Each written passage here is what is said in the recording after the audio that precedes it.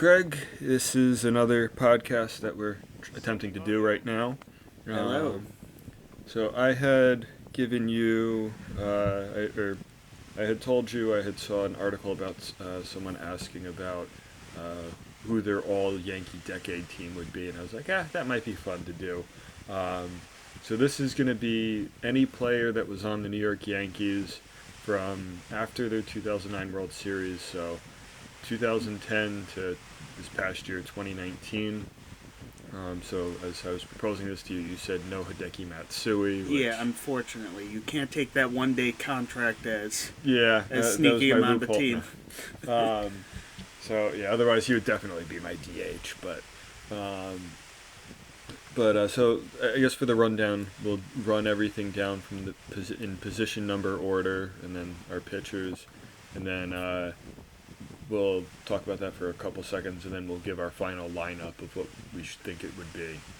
All right, so for catcher, I had Gary Sanchez. First base, Mark Teixeira. I like his defense. That guy can stretch.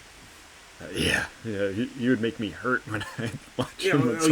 It's absolutely painful to watch. Yeah, but it's amazing. Yeah. Then I had at second base Robinson Cano. That's a good, sensible choice. Yep, good power, left-handed batter. And the problem is, after Cano, basically there was no one who spent more than 2 years at second base. Yeah, I liked Starlin Castro. I like Torres at second, but Cano at second base. That's the best position I figured he would be in. At third base, I had DJ LeMahieu. Really? You took the 1 year of DJ? Yes, I took 1 year of DJ. I put him there. Then at shortstop, my third grade teacher is going to kill me. I did not include Derek Jeter. I have...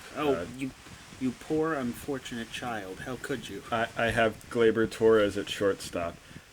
Really? That is not who I was expecting you to possibly pick. Yeah, I know. I like Didi, which he's no longer a Yankee now. He's with the Phillies. Just signed as of recording. Yeah. I just saw that on my phone. I was like, damn it. I can never pick favorite players. Pick Brett Gardner. I've been picking them all last year, and I started liking them.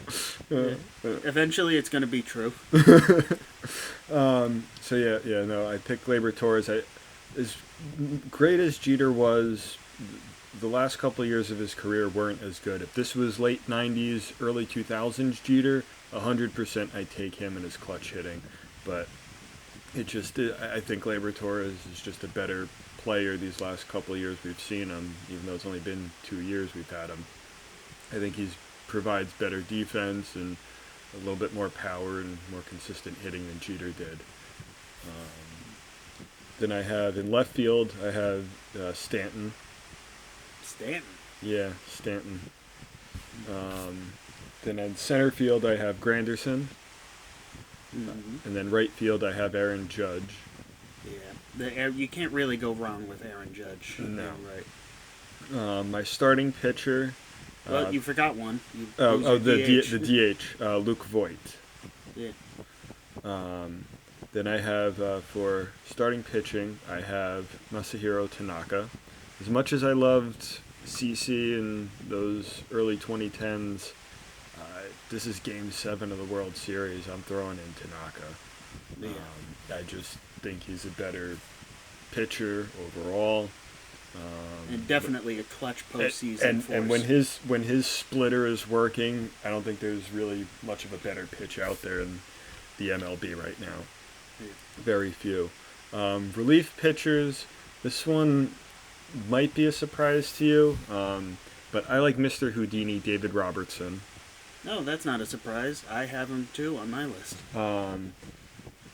Just because I left Dellin Betances off this list, because I went with Robertson, Miller, and Mariano Rivera. No Chapman? No Chapman. Rivera was throwing some of the best baseball of his life through the last couple seasons of his career. So it doesn't matter what decade list. 90s, your closer is going to be Mariano Rivera. Yeah. 2000s, your closer is going to be Mariano Rivera. 2010s, I'm sorry, Chapman, as good as you've been in the last 5 years, you're still not Mariano Rivera. No. So I went with Robertson, Miller, and Rivera as my three relievers. I really like Betances. I think he's great, but Robertson is just so good at getting out of bases loaded jams that he puts himself into. And then Miller is a good left-handed option.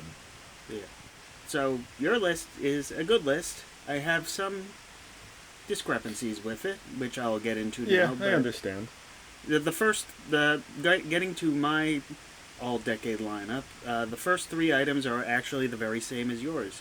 The catching position before Gary Sanchez this decade has been a revolving door. Posada, Martin, McCann, a little bit of Francisco Cervelli. Sanchez has really been the only one that has been stable when he's been healthy. Yeah, that's the big if, but... Yeah. Teixeira, there's no one really at first base. There's no doubt.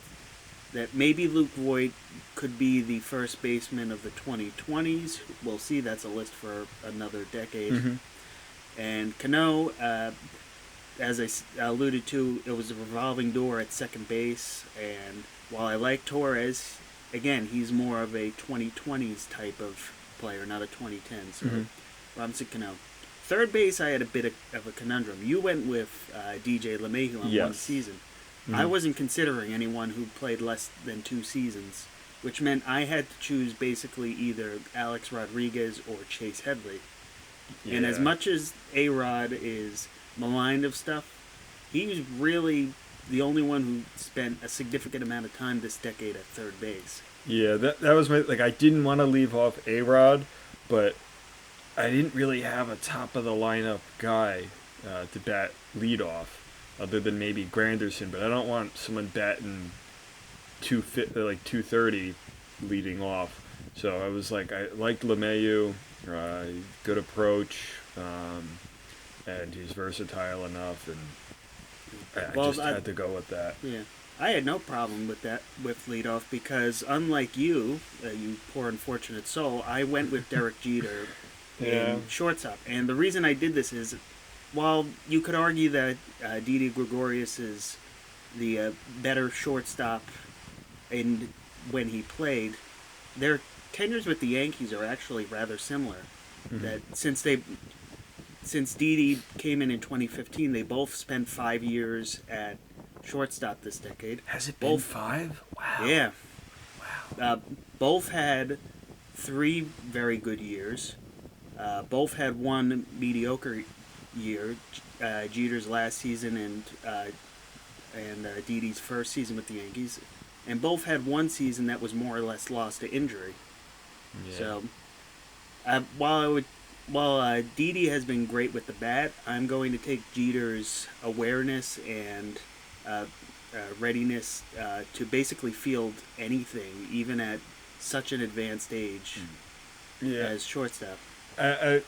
I know there's been talks like Torres' arm maybe a little bit might not be perfect there at shortstop, and he might be suited better at second base.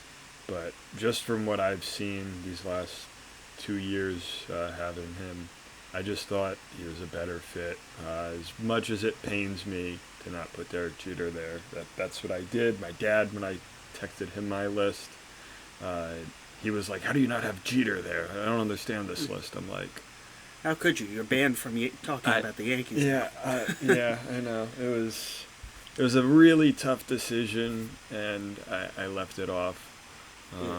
So the outfield, this is where I hit into a little bit of trouble. Mm-hmm. While Aaron Judge in right field, that's a given basically. Yes. Center and left, kind of, I didn't really like a lot of the players who did it. That was my trouble too. I went with Gardner in left and Hicks in center. Hicks, I was kind of tossing a few guys. The reason I didn't consider Curtis Granderson is outside of his MVP caliber season, he never got on at a clip more than 320 on base. That he was terrible getting on base. And you know me, I'm someone who values very highly players' ability to get on the base pass, whether it's a walk or a hit or anything. Yeah. And Hicks is very good at doing that. He gets on at a 360, 370 clip, even if he's only batting 230, 240. Yeah. Gardner's really been the player of the decade, the only one that's actually played in every single year. Yeah. Yep. So there's no reason in my mind not to include him. You know, I have my gripes with Gardner, and I really did want to include him in left field. But I feel like I'd be doing a major disservice if I took out the threat of Stanton's bat. And I know I didn't include A-Rod's, who's what, third all-time in home runs or whatever it is. And we've only really seen 1 year of Stanton with the Yankees. Yeah, but I still feel like that season was good enough for me to include him in that, just for the pure threat of it. Yeah. Now, as for your lineup, hang on, I didn't. Oh yeah, your pitchers. And your Not DH. even pitchers. You forgot my DH. DH. So I'm taking the Yankee way, which is to just throw someone into DH for a rest spot. Nick Swisher was a very good right fielder for the Yankees. Maybe not with the glove, but certainly with the bat and on base. But he's not getting into right field over Aaron Judge, so he gets in as the DH. Yep. Yeah, he was another guy I was thinking. I was like, but Luke Voigt had just a nasty on-base percentage. Well, here's the difference between Luke Voigt and Nick Swisher. Nick Swisher's my favorite baseball player of all time, and I think he's the prototype that a baseball player should be. Oh, definitely. So he's not going in. As for pitchers, we already talked about Masahiro Tanaka's ability, so I won't get in on that. Same thing with David Robertson. Yes. Aroldis Chapman, I'm putting him in there because he's the second closer of the decade. It's kind of co-closers a little bit. Chapman's the closer of the second half, and of course Rivera. You cannot. No, there's no arguing. If Rivera's not your closer on this all-decade list, get out of here. Exactly. So relievers: Robertson, Chapman, Rivera. Not exactly DMC, but RCR. CRR, something like that. I had RMR. Yeah. So now that we've gone over both our lists, now it's time for the lineups. So take it away. All right. So I had LeMahieu batting first, Judge batting second. I liked that's two righties in a row. I had the switch hitting Teixeira batting third, followed by Stanton in cleanup. Then I had Cano batting fifth as that lefty presence. But also that you can't pitch around. My main concern, with how Teixeira's Yankee career went, was his defense was never an issue, but his average was always lower since he came over really to the Yankees for the most part. And that was because, not that he didn't have a lack of protection around him, but it was mostly because of the shift that happened. But when you have someone with Aaron Judge batting in front of him and Stanton and Cano right behind him, if he's your worst batting player, in a shift sort of thing, you don't want to put an extra guy on. So you have to pitch to Teixeira really well. So Teixeira third, Stanton fourth, Cano fifth. I have Torres batting sixth, Sanchez batting seventh, Voigt batting eighth, and then Granderson batting ninth as the second leadoff. My one thing I would consider: did you ever consider flipping Teixeira and Granderson in the order? Because Teixeira had some good seasons with the bat. He also had some really trying seasons. Yeah, well, especially towards the end. Yeah. Teixeira's kind of the prototype of a player who was absolutely murdered by the shift. Yeah. Once the shift came on, he was a different ball player. Yeah. But I liked having that switch hitter up at the top of that order. Just for a little more flexibility, and then having Granderson at the bottom of that order Especially because there was one point when Bautista got hurt for a little bit. Granderson then had the most home runs over like a 2.5 year stretch. So Mm, I liked seeing Granderson there at the bottom of that order to clean up everything. And if he yeah, would get a hit, he'd get that hit and smack it out. yeah, But that was my lineup. yeah. So mine, you might recognize a few of these Hmm. placements based on where they are. Number one is obviously number two, Derek Jeter. That probably one of the oldest leadoff hitters that I can remember, just because that was for so long. That was Yeah, where he later on in his was. career though, he should have been batting like seventh. Yeah, but it's kind of how the Tradition. lineup was. Yep. Number two, Nick Swisher. You should always be able to get on base with the top two slots, so Hmm. that's where Swisher goes. Three, Aaron Judge. Just put him up there. Have Robinson Cano batting number four right behind him. Switch righty to lefty. Hmm. Go back to righty with Alex Rodriguez. Number six, I have Mark Teixeira. That, as said, with trying bat, but get that switch hitter in there. Sanchez, kind of a very good sort of second power hitter behind all that. Hmm. Then you get to the bottom uh, of the order. You have Aaron Hicks batting eighth, that good position, and then you have Brett Gardner as your second leadoff man batting ninth. Okay. Um, yeah, no, I don't think I can really argue with that too much. Um, I like the I'm, Swisher in that number two hole up there, especially I'm, him being a switch hitter too, or a I switch mean, hitter. yeah. I mean, it's the problem of there were so many good Yankees. Like I kept toying with flipping uh, in any order Cano, A Rod, and Sanchez. Basically, Yeah, three through seven was a revolving door just because of yeah, how many people. Do you bat Sanchez up sixth or fifth and drop A Rod down a bit? Do you have Cano batting third or do you have Judge batting third? yeah, yeah. Like the problem with me, like I said, I knew I wasn't including Derek Jeter, so I was like, who else is going to be my leadoff man? Which led me to having LeMahieu be at third base because it was like, well, Teixeira's got to play first base for that defense, despite any offensive struggles with the shift he might have. Um, if only he was able to watch, what's his name on the Cubs, learn to bunt. Oh, Rizzo. Rizzo. If only he was able to watch that.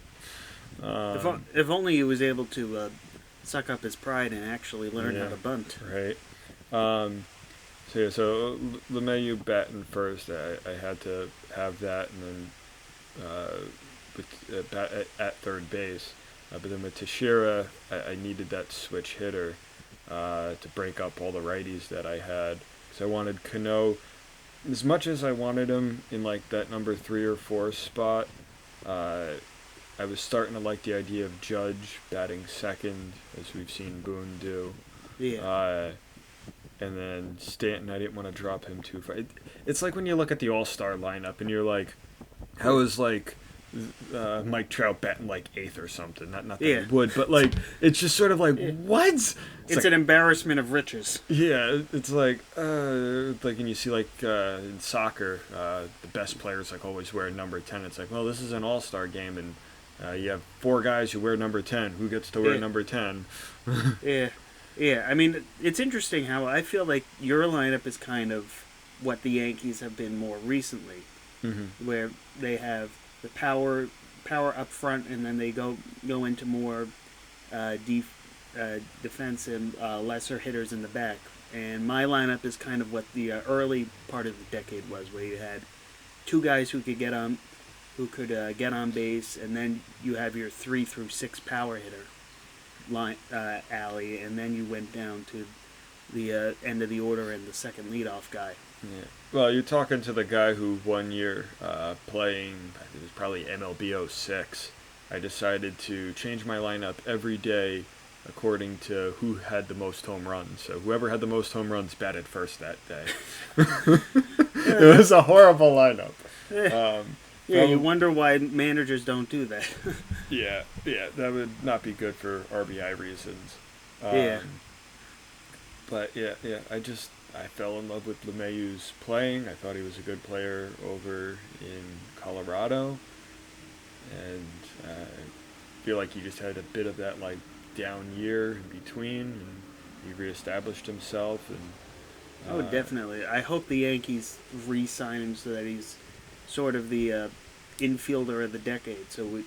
yeah, So we could say in a decade that we have 9 positions, but DJ played everywhere. So let's give him let's get a super utility position so that we can fit him in the lineup somewhere. And now that we sort of unofficially, I guess, know that Gregorius is not going to be vying for the shortstop position, does that move Torres over to shortstop then and frees up second base for LeMahieu?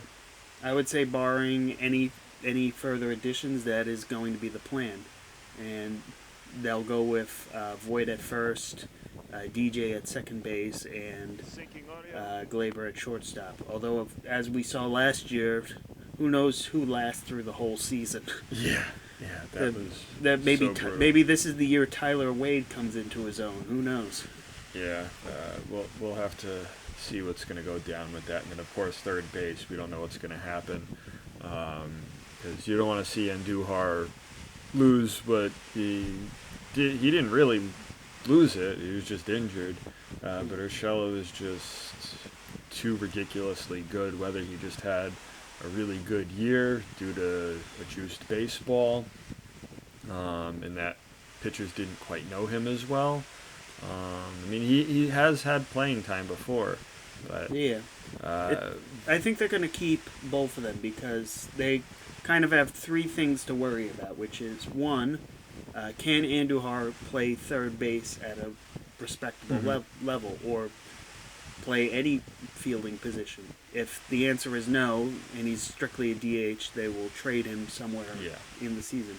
The second thing is, can Urshela build off his basically breakout season and not fall into a sophomore slump? Yeah, I don't expect him to be hitting 330 and smacking 25 home runs. Yeah, that's just... But if he's hitting 230 or 240, even with that defense, if Andujar's hitting the cover off the ball, he's going back into third base.